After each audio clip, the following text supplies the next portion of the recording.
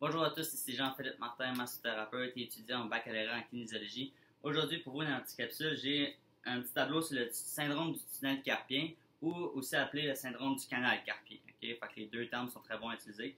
Okay? Fait que ce que je vais faire, je vais vous expliquer brièvement qu'est-ce que c'est, les symptômes et qu'est-ce qu'on pourrait faire pour vous aider pour ça. Okay?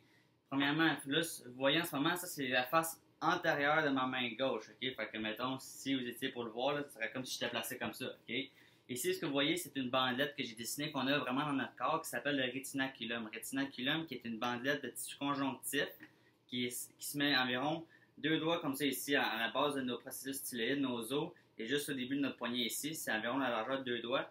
Puis ça, c'est une bandelette dans laquelle on a tous les tendons, des muscles des fléchisseurs des avant-bras, des muscles des extenseurs, puis on a aussi le nerf médian qui passe. Okay? Fait que ceci étant dit, le syndrome du tunnel carpien se développe lorsque le rétinaculum vient comprimer le nerf médian. Okay? Fait que ça veut dire qu'il y a quelque chose qui fait que le rétinaculum rétrécit ou qui vient plus serré et qui vient comprimer le nerf médian. Okay? Fait que lorsque ça va arriver, il y a plusieurs symptômes que vous pouvez commencer à ressentir, mais il y en a trois principaux ici. Le premier, ce serait des engourdissements. Puis là, comme vous pouvez voir ici, le nerf médian qui fait le pouce, l'index, le majeur, puis une partie de l'auriculaire, la moitié de l'auriculaire. Okay? Fait que vous pourriez commencer à avoir des engourdissements au niveau soit de la paume de la main ou de ces doigts-là. Okay? Fait que ça, c'est important à remarquer. Après ça, vous auriez de la douleur dans les doigts, la paume, le poignet ou même le coude ou l'épaule. Okay? Fait que si ça peut se propager aussi, puis ça peut être le même problème, que ce soit le syndrome du tunnel carpien. Puis le troisième symptôme le plus présent chez les individus qui ont le syndrome du tunnel carpien, c'est qu'il y a une diminution de la force au niveau de la main, au niveau de la paume, au niveau de la dextérité aussi. Okay? Fait que ça, c'est trois syndromes importants à essayer de remarquer si vous avez ce syndrome-là ou si vous êtes potentiel à l'avoir.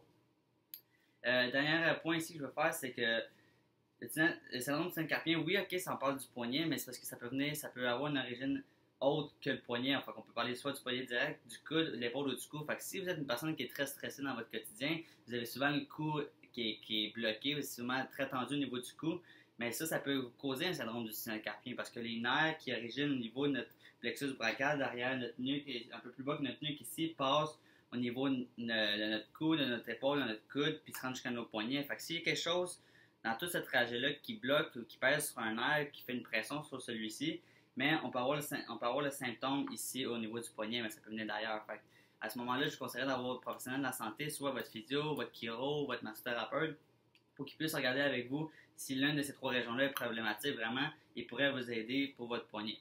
Okay? Fait que c'est tout ce que j'avais à vous dire pour aujourd'hui. Si vous avez des questions, laissez dans la section commentaires. Et sur ça, je vous souhaite une bonne journée.